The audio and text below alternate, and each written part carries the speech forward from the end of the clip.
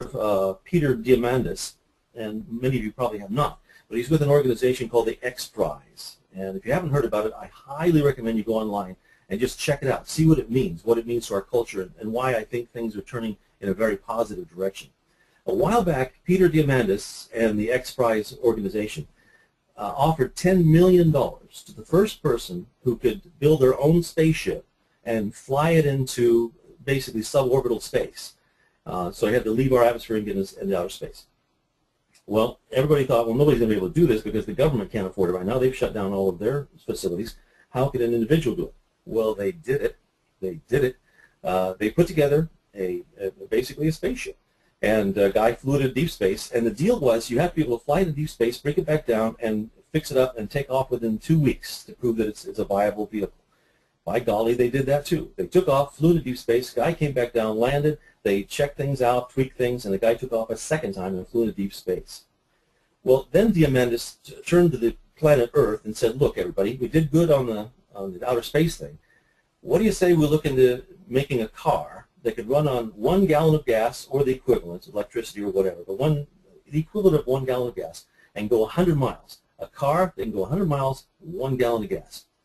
And the kicker was, he said it can't be just some kind of concept car, like have big sails and you drive it on the highway with a sailboat on wheels. Nothing like that. It has to be a car that everybody would want to buy and that can actually be gone into production so they can sell it on the open market. And they did it.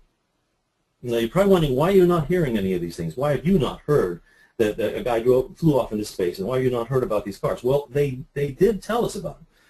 The cars that went over 100 miles on 1 gallon of gas were on the Today Show. They actually showed them. So all I'm saying is that there are some remarkable things taking place out there that we don't pay attention to. Why? Because we're looking at the housing bubble that burst, and we're looking at the lack of employment. We're looking at a lot of negative things. Those are getting in our way and making us think in very negative ways. We're actually rejecting all the good news that's out there.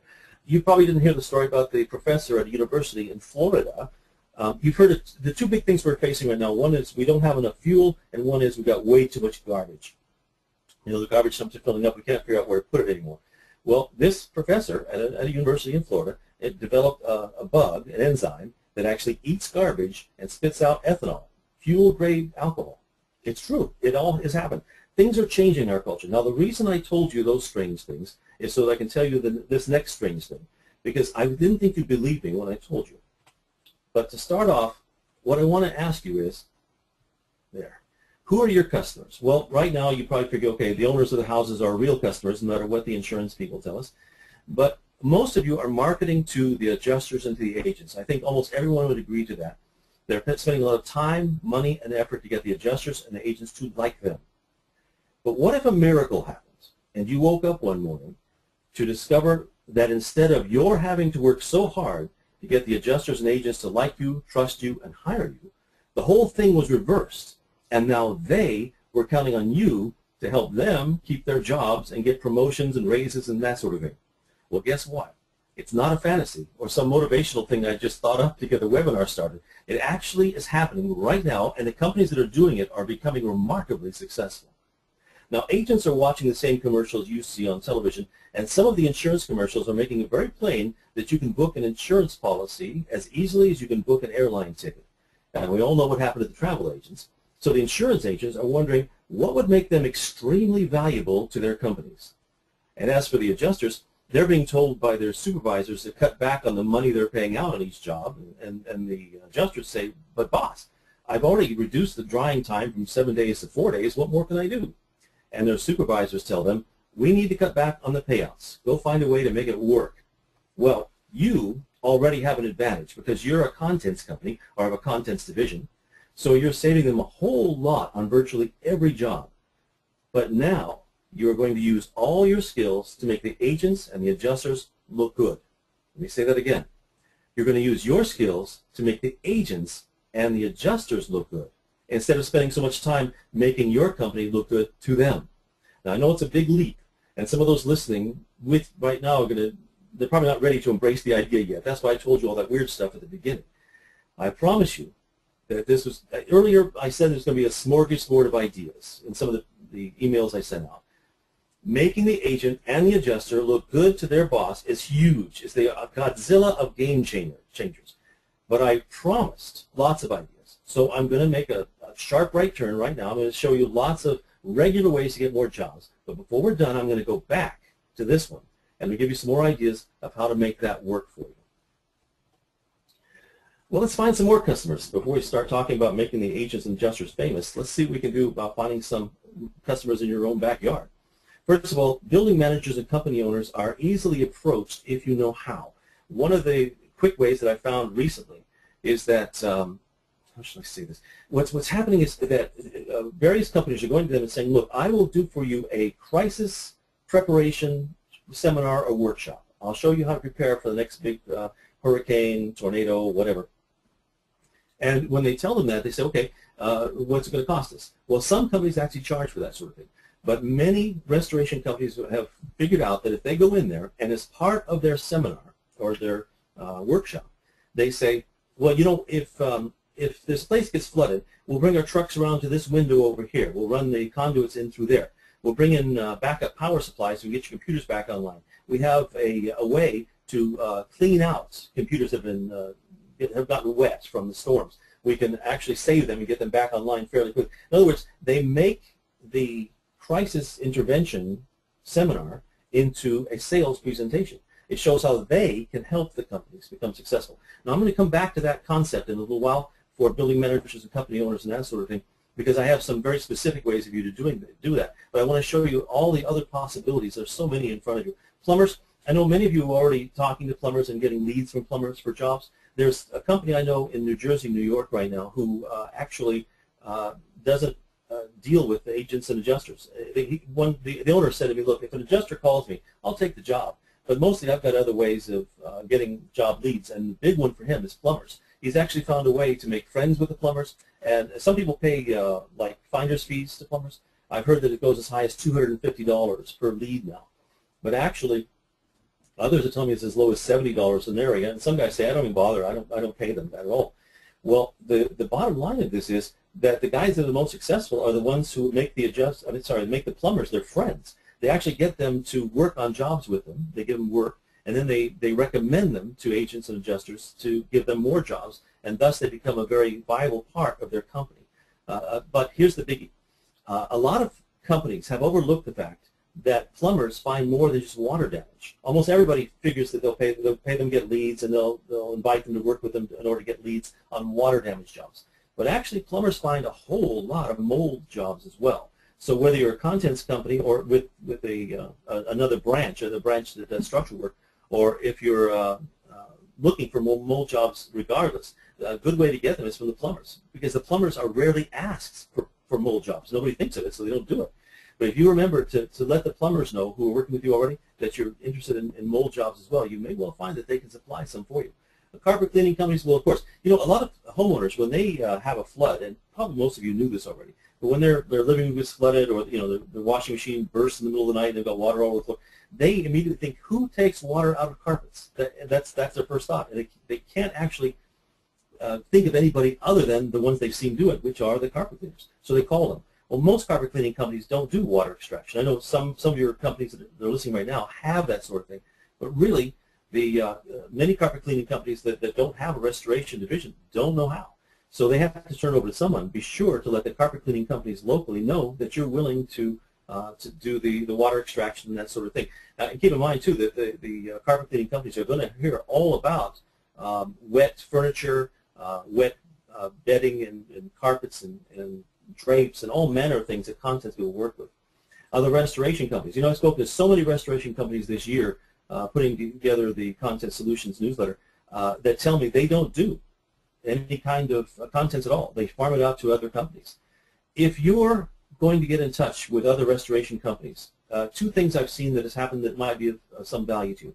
One is many companies will change their name. That is, they'll create a contents division with a name that is different from their main company name. They do that because the competitors in the area don't want to give them any business, and they find that it's much easier for a contents company working on its own or under the umbrella of the major company to get more jobs that way. That's just something to think about. It's not something I'm going to recommend to you right now. It's a big move when you do it.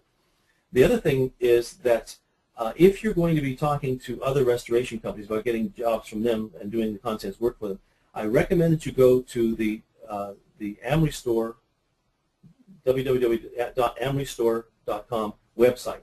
On it, there'll be a button to push called Contents Restoration. Click on that, and it'll take you, the first prompt that'll come up is Restoration Contractors. Go to that. And the reason I'm telling you that is because I've scoured the internet looking for something like this, and I finally found it. This particular company is one of those contents companies that does work for lots of other restoration companies. And they actually have a page where they tell all the things they will do and all the things they won't do when they're given a job from another restoration company. And one of the things they won't do is they say, look, we're not going to try and take your agents or adjusters away from you. We're not going to try to undercut you. We're not going to try to, in any way, diminish the work that you get and try to make it our own. We work for you, we work under your umbrella, and we're doing the work in conjunction with you, not against you. So you might want to go read that sheet. That one page there could make you very successful. It will actually help you. It's in the, again, go to Amory Store. Contents Restoration is the first button you push, and in that you'll find restoration contractors, and it tells what you will do for them. Sprinkler installation guys, well, you know what they can do. I don't mean the guys that install sprinklers in your lawn. I'm talking about the ones that install building sprinklers. And why would they give you jobs? Because in the middle of the night, when the sprinklers burst and the furrier calls and says, I've got about $1 million worth of furs that are being drenched here, and I'm going to sue.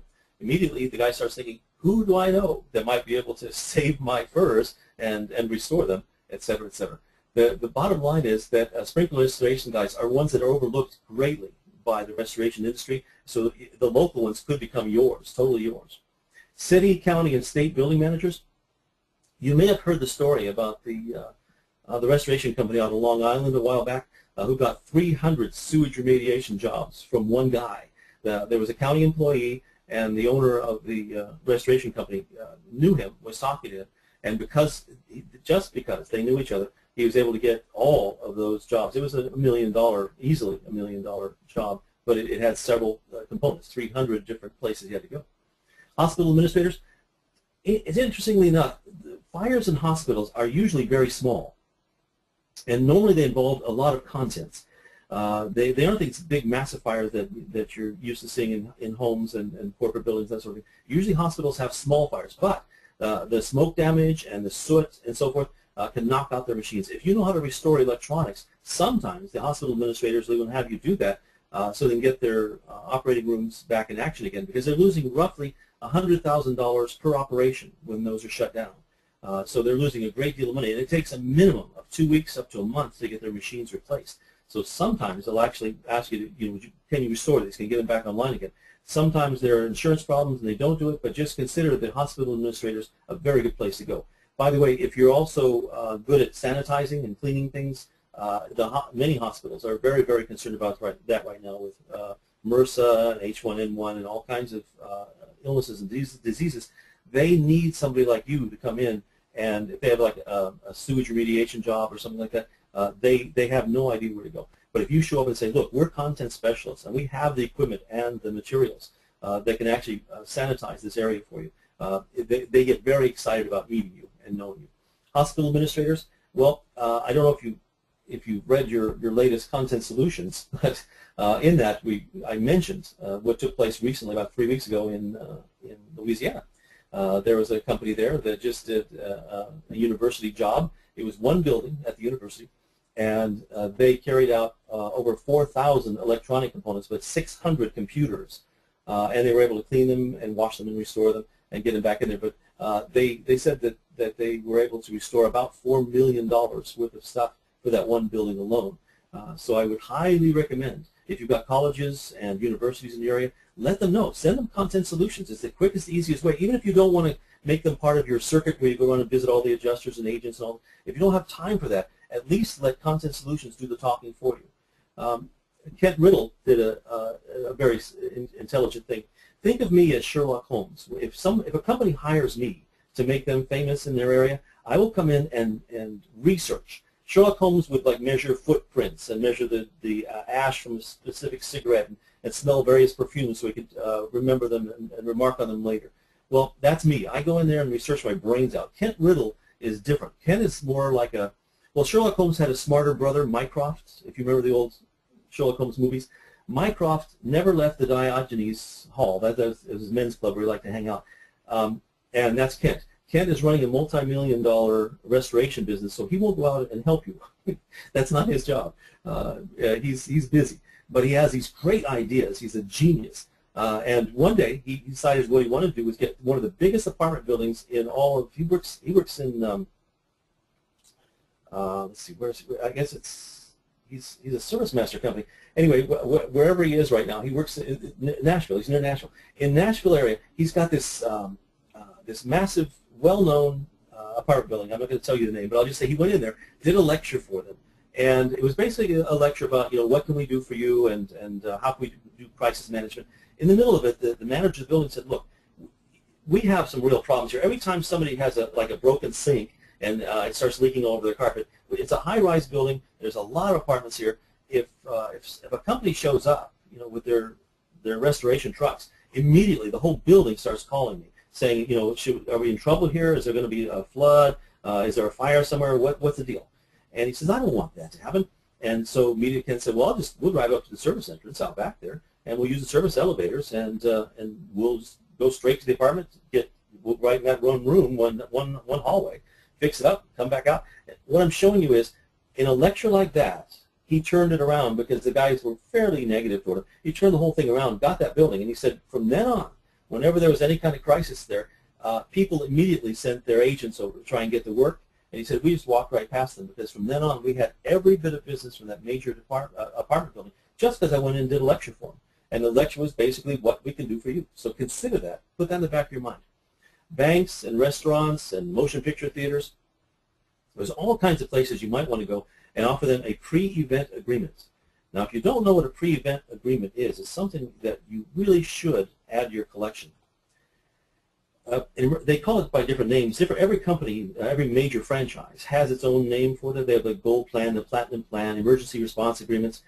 If you don't know what they are, it's time for you to learn. The prioration is one of your competitors, basically. I've had it now show you a sample of what a pre-event or an emergency response agreement looks like. You won't be disappointed. Basically, it's just a gentleman's agreement, and whoever your marketer is will go out to like banks and restaurants and theaters and say, "Look, how long do you think it would take for you to get your bank open again? If you had a small flood in here and the main lobby was flooded and the walls were wet, what do you think it would take?" And the guy says, "I don't know, maybe I'd call my agent, he'd get an adjuster out here, they'd measure some things, they'd probably take about a week, 10 days, something like that."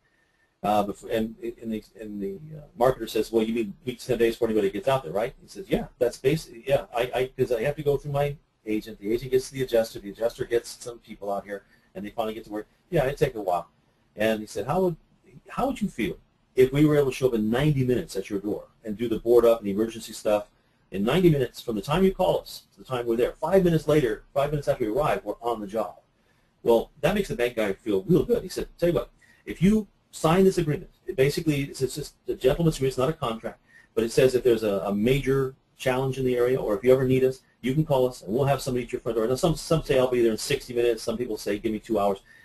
You decide what you're going to do there. But that sample that I told you about from this website, a little short one, and that's what you want. A 1-page or a 2-page, nothing longer than that. I've seen them as long as 16 pages. Looks like a contract with all the whereases and wherefores. You don't want that because nobody will sign it. They'll say, "Well, let me run this by my board, or let me run this by my attorneys before I sign it." You want a little short one, 2 pages long, nothing more than that. And this thing has, here's at this website as well, you may decide you want to go there and have a look at theirs too. It's another style, but it won't take you very long to get the idea of what you want to do. Don't steal theirs. Make your own. But take a look at theirs and see what you're promising. Because all you're really promising is that you'll show up. There was a company many years ago that gave contracts in the same arena. They said, "Look, our contract is that you call us. Don't call your insurance company first. Call us, and we will show up within 90 minutes at your front door no matter what." Well, the problem was a hurricane hit shortly thereafter, and they had dozens and dozens of people saying, "We're priority, get on over here." Well, they didn't have enough manpower or trucks or anything to cover all that, and it was in a contract way. Don't do a contract. Do an agreement, a pre-event agreement or emergency response agreement. And believe me, right now they're very aware out there that they could have challenges of that nature. And you remember that my suggestion to offer them a free seminar, free lecture? If you offer them a lecture, and as part of it you also offer them an opportunity to sign up for a PreEvent agreement, I suspect you're going to get real successful really fast. But let's say that that you don't, you go to a bank or you go to a restaurant, or you go to a hotel where they say, well, we really can't sign that, it's corporate policy, whatever. I met Lloyd Weaver. Some of you know him by reputation. He was the guy who invented the first carpet drying machine, and he's still very much out there. And Lloyd, when I asked Lloyd, do you do emergency response agreements as part of your marketing technique? And he said, what are those? I said, well, Lloyd, I gave him the same indication I just gave you. And he said, well, no, I don't do that. What I do is I hire a pretty girl from the local university, and I give her these stickers, big red and black stickers. And they go around to like banks and hospitals and any place that'll listen to us.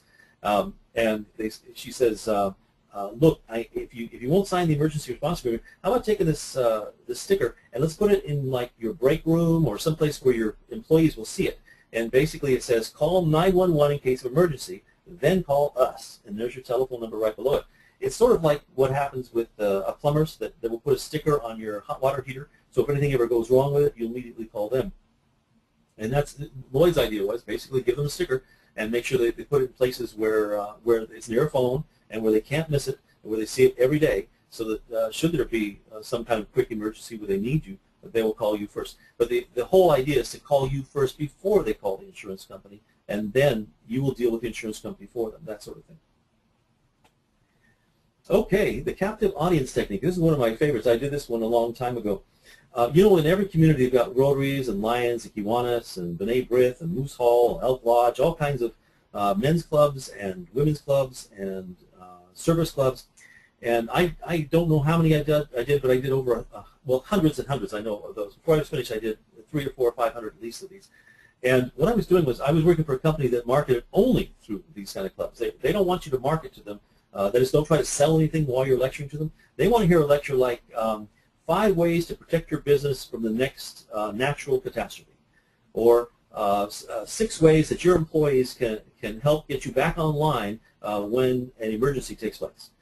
Something like that. And they will tell you they want to be educated, but they really want to be entertained. So, and all they really want is like a 20 to 25 minutes, funny, high-energy kind of lecture.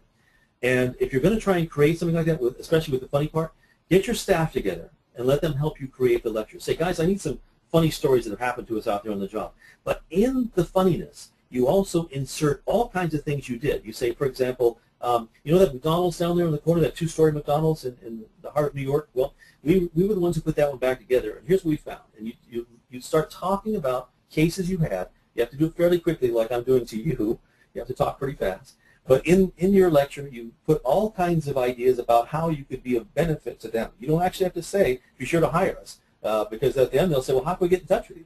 You say, I'm so glad you asked that, and then you can pass out any kind of literature you want to about you.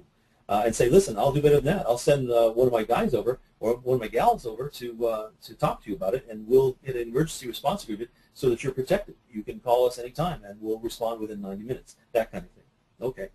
Now, but the biggie, the King Kong, is the business continuity plan. And if you want to find what a business continuity plan is, basically that means to keep your doors open. If something goes wrong, how to get your doors back open. And it's put out at a website, www.ready.gov. Go to ready.gov and you'll find that they've got pounds of information for you about business continuity. It's all free stuff. I think FEMA is actually the sponsor of that. But you go in there and they have lectures already made for you. They have forms you can fill out and ways of presenting. I wouldn't, their lectures are kind of dull and they have a lot of overkill stuff in them. So I would extract things that you would like to talk about, get the forms and have them ready, and have them sort of join with you in preparing an idea, a concept that would enable you to be part of their emergency response plan. And as I say, if you go there, they'll give you enough stuff to float a battleship. And the Ready Business Mentoring Guide is if you can, there'll be a search engine block there, a place to search. Type that in, and it'll direct you to this document. When you find this document, scroll all the way down to the bottom, and there'll be a little place to click, the mentorguide.pdf. Well, at the end of the article, click on that, it'll give you the whole thing. It's actually all the notes you need, all the information you require. You'll be very well taken care of once you get down to that piece. That piece will tell you everything you need to make a very good presentation, a big one, for major corporations and places you would like to lecture for. I would use that mostly with really big companies. I wouldn't do it for like a bank, because you get the bank president and a couple of his staff there. That may not be, unless you're really, really gung-ho on this. But otherwise, I would save that kind of thing for the big companies, the ones that otherwise you might not be able to get. Now, I'll tell you this: you may have big competitors out there that you think, well, gee, they won't go with us; they'll go with those guys. The one who shows up, the one who gives them a good lecture, the one who shows them answers and gives them solutions to their problems, is the one they're going to want to talk to in the future. There's another organization out there, Disaster Safety. I think it has something to do with insurance companies. And the reason I say I think that is because I scan the internet. I constantly am looking for stories for content solutions, and when I do, I run across interesting things. And I ran across this, and it appeared to me that it was somehow tied into insurance companies. But again, go there because they have presentations, just exactly the kind of thing you'd want. If you're going to go into a major corporate structure and you had all their staff there sitting there listening to you, and you're trying to develop a emergency response, a crisis response strategy. These guys will actually prepare everything you need for you. You basically go take their stuff and you can present it. But again, I have a suspicion that some things they charge for. So what you do is go in there, take a look at the stuff that's all free, learn it, study it, look at the parts you like the best, ones you're the most comfortable with, and say, okay, that'll help sell my company to them. That won't. And so you build a very good presentation based on what you can do for them. But here's something that put in the back of your mind. They aren't interested in what you can do for them so much as they are interested in how they can get out of their crisis. So anything you tell them that's cool and interesting and gives them a feeling of security during that lecture. They say, I'm glad I talked to these guys because now I've got a dozen ideas that's going to put us back on top of this. For example, you say, look, you lose your power, we can show up with backup generators, but you may want to get a backup generator anyway, or whatever. You give them a lecture that makes them feel that you're on their team. That's what's going to get you their emergency response agreement, or that's just basically you're the one in their Rolodex and nobody else is. So again, when you go to this website, they've got all the stuff for you, but be sure to check what you can use, what's copyright protected, because it seems to me this is a little different from the regular government agencies, but they have a ton of stuff out there that will put you in a very good stead if you decide to work with major corporates. If you're trying to build, well, you know relationships are very important with adjusters and agents. You know that already, and that's not a great surprise, and I won't dwell on that. But every time you have an opportunity to get a testimonial, or you get an adjuster to speak positively about you. Let's say you just finished a job and the adjuster said, that was great. You saved us a lot of money. You contents guys are aces. From now on, I'm going to give you all my business. And you say, that's outstanding. In the same breath, you say, do you know any other adjusters who might be able to use this? Do you have any friends in the business who might also benefit from what we can do for them? And if he says, oh yeah, I know a guy over at Allstate. He's a good friend of mine, and he can sure use this. Yeah, he has problems with contents jobs all the time. You would be great for him. You say, well, I'm so glad to hear that. Tell you what, why don't we get on the phone together right now? Put you on speaker, and you let him know that I'm going to come and see him.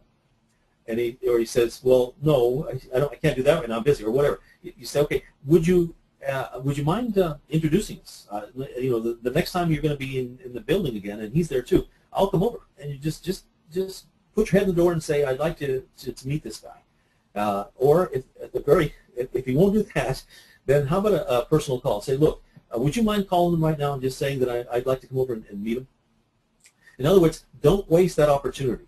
If you've got an opportunity to get a referral, make sure that something happens, some call to action takes place at that moment, because it's so easy. You're at a PLRB conference, or you're at Blue Goose, or by the way, if you don't know what Blue Goose is, I'm going to introduce you to Tish Hummer in a little while.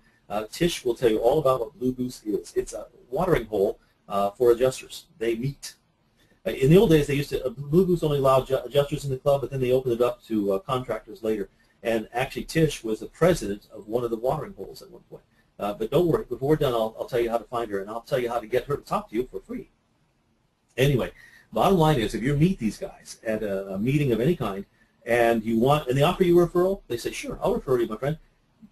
have them do it. Don't just walk away and say, great, let's talk about it next week, or can I have your business card? No, you do whatever you can do right then and there to move things forward. And if they at each step, if they won't do that and they won't do that, at least do that. And by the way, if you say to them, how about if we put you on speakerphone right now and do it? And he says no.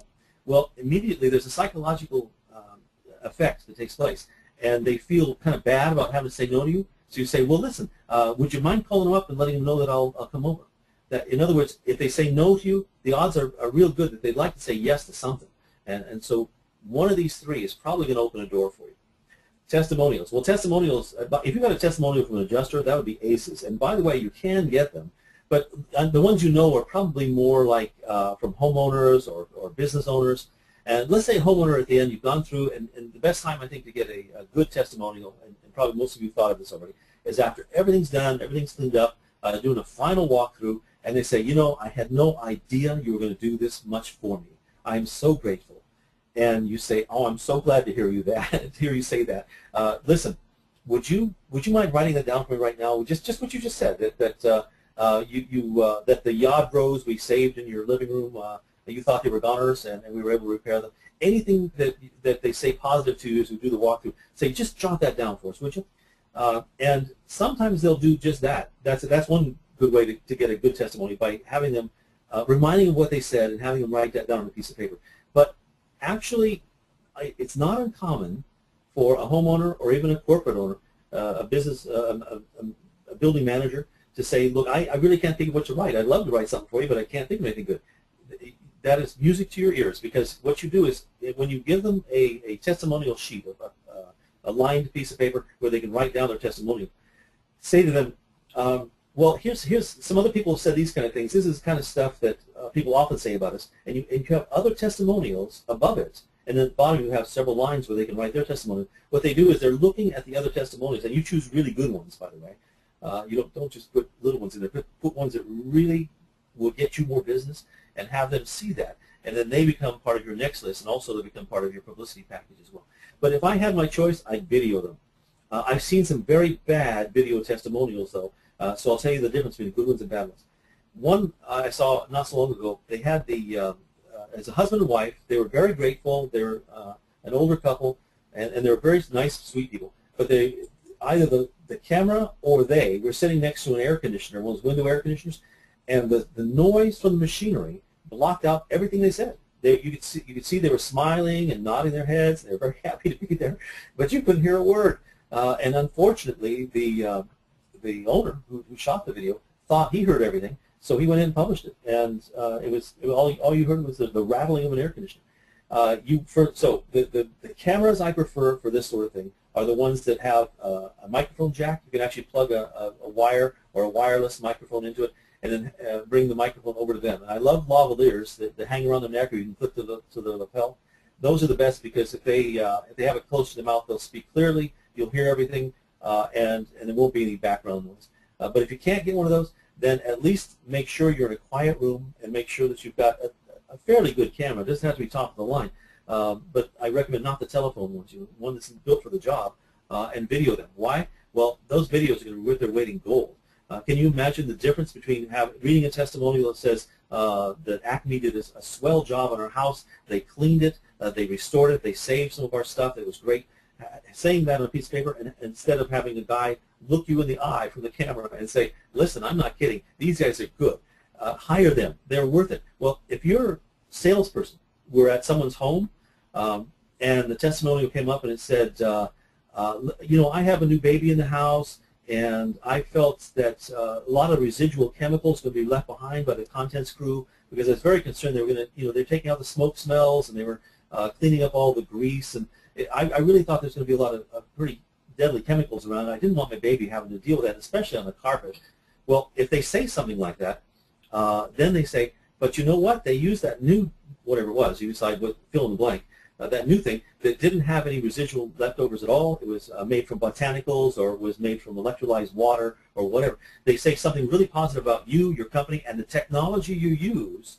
And now you're somebody, your marketers, it's somebody new, a new house, where the mother is saying the same thing. She said, well, I've got my grandmother's living with us, and I've got two very young children in the house. I'm very concerned about the chemicals you guys use. And so tell me about that. And so you've got 3 other guys standing behind you, all ready to sell their company to this person, and you whip open your laptop and you say, have a look at this. And as they have a look at it, you basically, there's the person telling them, don't worry about it, they've got you covered. Content solutions. Pass them out to everybody. You know, I've seen people treating content solutions as if they're some sort of secret documents. They'll go in, they'll give them to the adjusters and some agents, but if let's say a receptionist says, can I have one of those? They say, well, couldn't you just share the Bob's? He's got one right there next to you. No, no. Pass them out to everybody. Anybody and everybody that you might, and remember I told you earlier about the hospitals? The local building managers are very good. Send them to them. Plumbers, send them to them. Why would a plumber want to see content solutions? Because when a plumber's out there on a job and he sees water trickling down the back of a vacation house, and they've got expensive shirts, expensive gowns, and luggage, and so it's all being dripped on and it's all wet, if he knows that you restore that sort of thing, then he can turn to the owners of the house and say, look, I know a great company that can come in and restore the contents. The walls are wet, the clothes in the closet are wet, the carpet's wet, and you're going to need somebody, and I know one of the best. Okay, suddenly where a job wasn't available to you before, now it is. So let content solutions sort of flow out there for you. And I know many of you are trying to save money by sending out by email rather than mailing them. I think that's fine. But if you're going to do that, get some email addresses. Every plumber you talk to, every agent, every adjuster, anybody in any industry, building managers, even again the banks, all of them, if you start sending them free of charge, because it doesn't cost you anything to send it by email, get their email addresses and say, look, I have a free newsletter that will tell you several ways we can help by restoring instead of replacing your equipment. We can restore your electronics. We can clean your offices and get them back online again very quickly. And we're one of the few companies that do that. Many companies don't even have contents divisions, but ours certainly does. That you start telling them that sort of thing, and you let them see what Content Solutions is all about. It will do all the work for you, the heavy lifting for you, and you won't be disappointed. Inside them, I highly recommend putting a special note in for the adjusters and agents and so forth. If you get a chance, what you want to do is put in, Dear Bob, there's a story in here about restoring leather, and we do that sort of thing in our company. Look at page 2. It's all about us, that kind of thing. Put a little stick-it note in there, and just see if that doesn't draw up a little more business. I don't think you'd be disappointed. Ask us for articles. Call me, write me, and say, look, I'd like some articles about this, that, and the other. You start telling me things that would help you. Like just recently, there was a company in Colorado that was facing a lot of fires, and so as soon as I heard that, I started working immediately on trying to find some smoke and soot kind of stories, and that's why this new issue has stories like that in it. Let me know what you need. Let me know what will help you the most in your particular area, and make sure it's kind of generic so that everybody will get some benefit. I can't write about things that are only unique to your company, but things that are in the contents field. I'll be glad to put them in there for you. And by the way, there's no reason you shouldn't write an article about yourself. That is, let's say you've got an issue that you know it's a good issue. It talks all about how we save money for the restoration companies, save money for the insurance companies, the adjusters, the agents. That's all good. But inside it, you tuck a specific story about how you save money for an insurance company. You just tuck it inside the pages, fold it over, and hand it to them. That way, they get to see you even more about you. And by the way, as you know, once a year, I will write a story about you and put it in I'll pull the main story and put a story about your company for your area. It's only distributed in your area, but I'll do it for you. One time a year, you get it. You just call me, and we'll put our heads together, and you and I will figure out a really great story all about you. Here's one that is using our content solutions in a new way. This is a company, J&L Restoration, and you see that you probably recognize this cover. What they've done is they talk about the newsletter, and they say click on this newsletter, and inside their website is where they have it's the PDF, the email version. They actually post that inside their website, so when people click on this, suddenly they're inside reading inside their website, reading the article.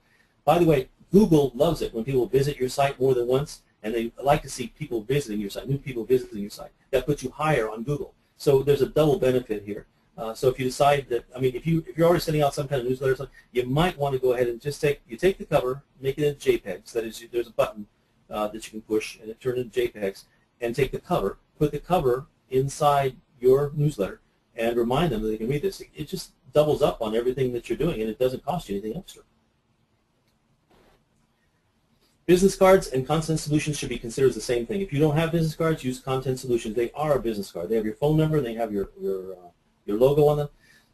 But no matter what, if you're passing out business cards or content solutions to anyone, you give one of those two. If they're worth getting like one, they're worth getting two. So give everybody you meet content solutions, two of them, because they'll pass them out for you. They will see to it that they get distributed to the right places. They're in the right business already. You might as well let them share. Content solutions is already memorable, but again, don't forget about putting a story about you in any issue you want to. And again, don't hesitate to ask me for stories about things that mean something to you as well. What can you do with your business cards to make them unthrowawayable? Well, Kent Riddle, the genius I was talking about earlier, Kent had a competitor that's giving away cards that said $100 off your deductible, and he gave them to homeowners and business owners and so forth. So Ken and I put our heads together and said, okay, what can be done? Well, Kent beat me to it, but Kent knew exactly what to do. Because I figured, okay, maybe give $200 off your deductible. That's a marketer idea. But he said, no, what I'm going to do is I'm going to give them to the agents and adjusters. If I give it to an agent, he wants their business. He wants to keep their business. So everybody who calls him, and they call the agent first before they call the adjuster, of course, he says, hey, I've got a company that will give you $100 off. Let me give you this card. And it makes him look good to them, and it makes you look like a competitor. A sell book. Remember I talked about getting the testimonials, the video testimonials? This is where your sell book is very, very successful for you. First of all, you have lots of jobs. They're like every other job. That is, you go into a neighborhood and you've done one house, you pretty much know how the houses are built, what they're made of, what kind of plumbing they've got. You know all kinds of things about that house. And so if you're in that same neighborhood, take pictures of the house you just did, and the next time you're in any complex like theirs or a neighborhood like theirs, or even if it's not the same manufacturer, it'll be of a similar structure. You say, for example, they say, well, is there any way you can save this archway, or is there any way you can save this carpet, or is there any way that you can see these walls? They're very special. They've got burl wood. And you say, well, you know, I had a case just like that with burl wood a while back. Let me look through my sell book, and you flip the pages, and there it is. You show them, yes, we did save burl wood, or we had hardwood floors, and we were able to dry out those hardwood floors. Have jobs that are like theirs and just turn them. And it works for fire, water, sewage, works for any of those fields. And have before and after pictures, of course, plus the testimony. If you've got an iPad or a computer, pop it open and let the testimonial person talk for you. That you won't be disappointed in the results. That's going to put you head and shoulders above all the other guys that are standing there hoping to sell the same job. Make the agent look good. We're back. John Otero wrote an article for Clean Facts magazine. And in it, in fact, we got a minute. Yes, I guess we do have a minute. I'm going to read that to you. Here's a part of John's story. This is a quote now. Here's a synopsis of a real-life claim situation. A restoration contractor called and told me that he had completed a water restoration job. The customer was happy, and the agent was happy. He had saved the insurance company more than $10,000 because he was able to keep quite a bit of the contents, right? Able to save it. During the process, he had kept in touch with the agent, so the agent knew the customer was completely satisfied. Now, I know I'm speaking rather quickly, but pay attention to this. This is going to change things for you. It was a win-win situation, but when the restoration contractor submitted his invoice, the adjuster denied $3,000 in special drying equipment fees. He wanted to know what to do. Should he fight the adjuster? Should he try to collect the $3,000 from the customer? I then suggested, quote, you need to call the agent and tell him or her that you don't think the customer had the right insurance coverage. When he did call the agent and made that comment, the agent stated, why do you think my customer did not have the right coverage? I'm the one that put that policy together. The contractor said, because when I submitted my bill to the adjuster, he stated that he was not going to pay for some of my special drying equipment. This equipment assisted me in drying the home faster than usual, and this is the same equipment that I used that helped me to save you $10,000 in replacing the kitchen cabinets. After the agent heard what had happened, she told the contractor that she would call him back later that day. In just 15 minutes, the adjuster called the contractor and told him that $3,000 in drying equipment fees was going to be paid, and the check would be put in the mail. Does the agent have power over the claim? You can bet your business on it. John, in the same article, by the way, if you're looking for the article, just go to CleanFacts and look for the article, Marketing to Insurance Agents. It's fresh. It only came out a few weeks ago. Kent Riddle was in, and John both told me the same concept. Kent, at the end of every job, he sends flowers to the homeowner. And John Otero, in his article, told all about that technique, so I'm going to give credit to both of them for this. And what happened was that most companies will send like a gift or a gift basket or something to the homeowners. But what Kent did was he sent flowers, and instead of putting his card in there and saying, you know, we're glad you let us have the job, and I'm glad we did a good job, and I'm glad you enjoyed our services, he didn't do that. He put the agent's card in. Nowhere to be seen was his company name or his name, nothing to do with his company, only the agent's name. He said, I don't need the credit for that. But if I get the agent's credit, at first I call the agent and I tell him I need some of your business cards because this is what I'm going to do. The agent is ecstatic about that. Kent took that concept. Don't forget this. It's a biggie, guys. Kent went to an insurance agency. It was a mandatory meeting. They made all the agents come into the room to listen to him. He lectured for them. At the end of the lecture, and he told them about the flower trick. At the end of the lecture, he turned to them and he said, can I get your agreement, folks, that if I do this for you and other things of that nature, that you will give me some business?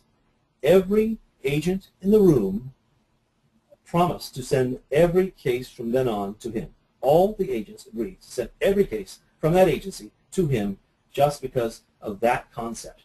The concept isn't the flowers. The concept is making the agent look good to the customer. Why? Because the bottom line of the insurance company is to save money or to make money. And the bottom line for the agent is to renew policies, to get policies renewed. That gives him a chance to keep the job.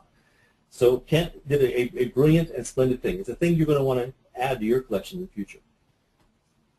Make the adjuster look good. How do you make an adjuster look good? I mean, it's easy to put a card in with flowers. It's easy to talk the agent up to the homeowner. Well, first of all, there are three things you need to ask yourself. What does an adjuster want? What does he not want to have happen to him? And what does he expect? What does he want? What does he not want? And what does he expect? Well, he wants to be able to save money for the company, and especially what he really wants is to have his supervisor say to him, you did a good job on that one, Bob. That's really all he's looking for. What he doesn't want is to have what they call the call. When the call comes, supervisor calls up and says, Bob, what were you thinking? You know, you gave them 7 days on that job, and they just burned up money. You can't do that. That your job is hanging by a thread. He doesn't want to hear that. What he wants to hear is, Bob, you did a good job, and you know that trip to Hawaii that we promised with the best salesman, or in this case, the best adjuster, you get it. Okay, how do you do that? How are you going to help them to look good? Well, you know, at Walmart, when you go through the Walmart checkout stand nowadays, not every cashier does this, but many of them will say, they'll look at your receipt, they'll say, you saved $21.78, and they circle it for you and hand it to you. And you may wonder, over what? Did I save it like over Target? Did I save it over the prices you were charging last week? Did I charge it, or did I save it over the manufacturer's retail price? I don't know. But it doesn't matter because it's just a salesman ploy.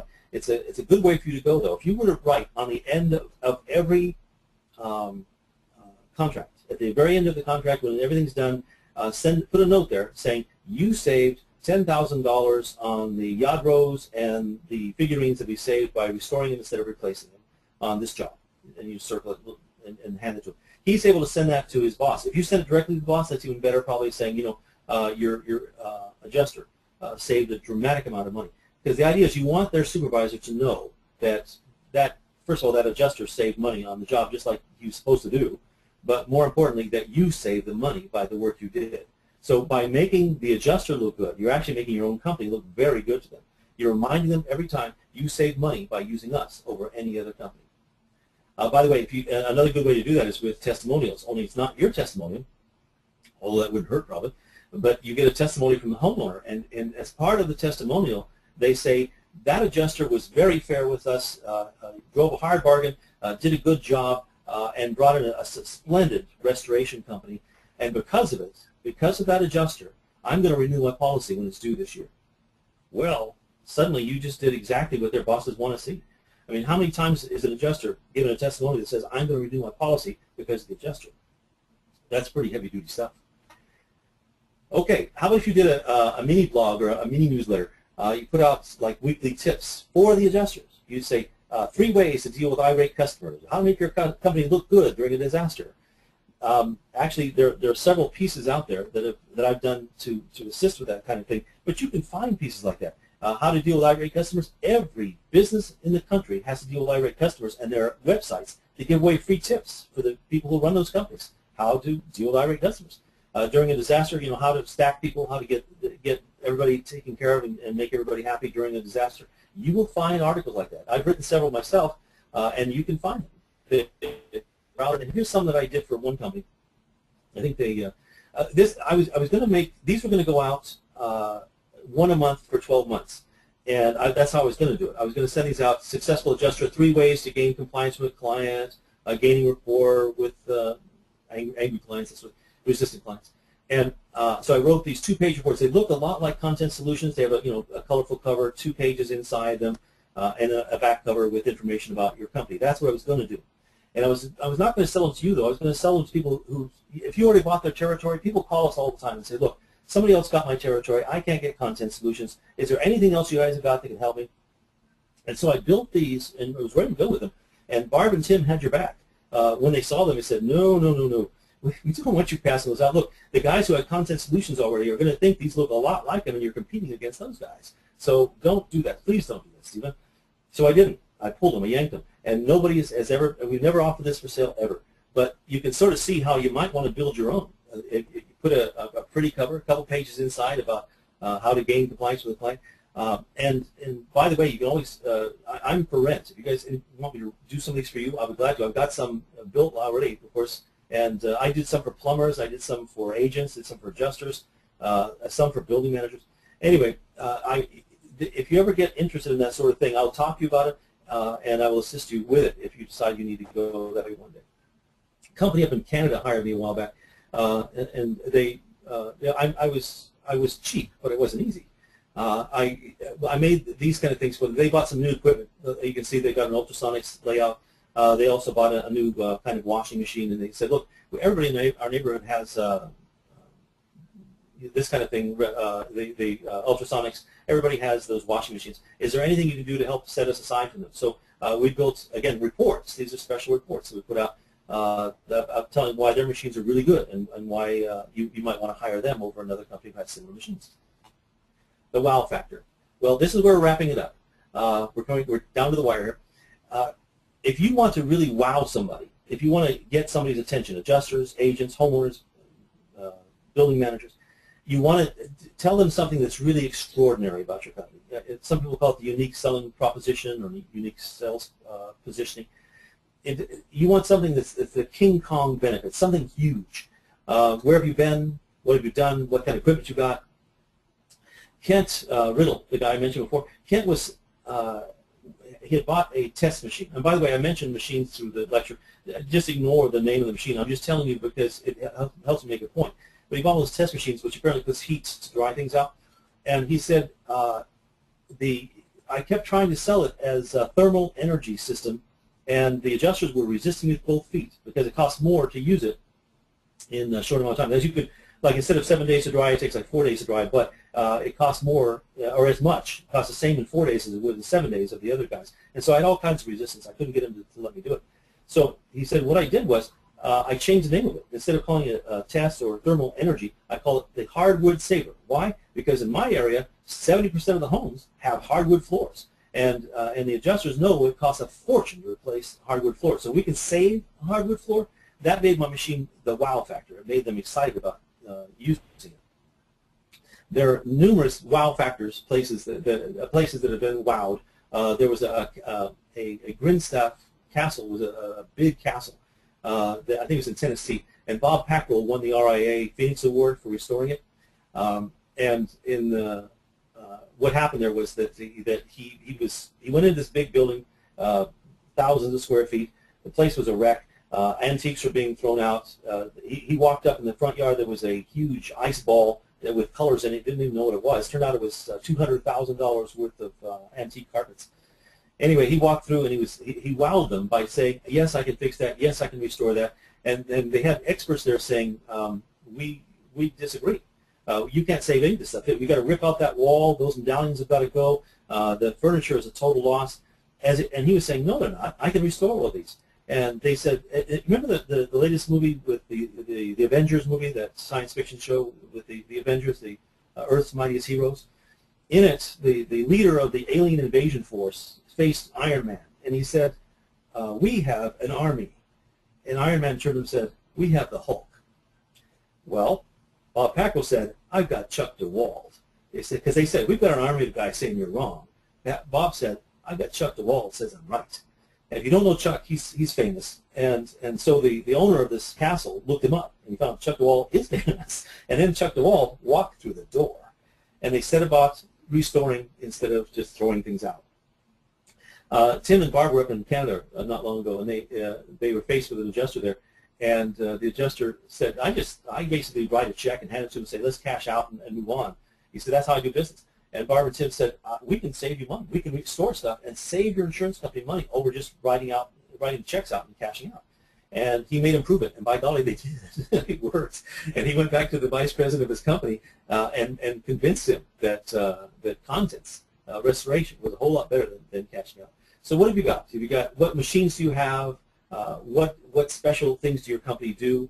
Barb and Tim got enchanted with electrolyzed water recently. That's something for you to consider. It may not be, again, I'm not recommending products to you, but if you want to know more about it, do call Barb and Tim. You won't be disappointed in what they tell you. Listen, I have 1,001 more things to tell you. In fact, I'm writing a book now with 200 more things to do to get more contents business and more restoration business. So I'm going to do some more webinars for you. I hope you enjoyed this one. I moved along like lightning today. But before I go, I want to tell you some last little things. First of all, Barb and Tim are both free. If you call them, they will give you a free 30-minute consultation on anything to do with contents. Contents restoration, establishing a new building, getting started in contents restoration. There's another one that you may not know about. Her name is Tish Hummer. Tish Hummer is a past agent, past adjuster, and has over 16 years now in the restoration business as a marketer. And she's one of the few people I know that actually go into the adjuster's office with your staff member, your marketer, and work them through. They'll actually watch what they do and come back and do an autopsy later and say, here's what worked, here's what didn't work, and assist you. Tish Hummer is also free. Just contact our company. And by the way, I'm free. You can call me anytime, and give me some heads up so I have some time for you. And I'll spend a half an hour talking to you about anything you want in the field of contents restoration. It appears we're at the hour. Wasn't that fast? I promise you we wouldn't waste any time. But as I say, I'm not kidding. I've got a whole other webinar for you about many, many things. All you have to do is ask. I'll be glad to put one together. So, Content Solutions people, welcome. If you have other things you'd like to talk to us about, be sure to call Barb at 1-800-PACK-OUT, and she'll get to me. By the way, if you call her offices, they will also give you an assortment of telephone numbers to push. I think I'm number 4 now in the list there, and that will give you a toll-free call directly to me. But I'm going to give you my private number right now. You ready? Here's my private number to call me anytime.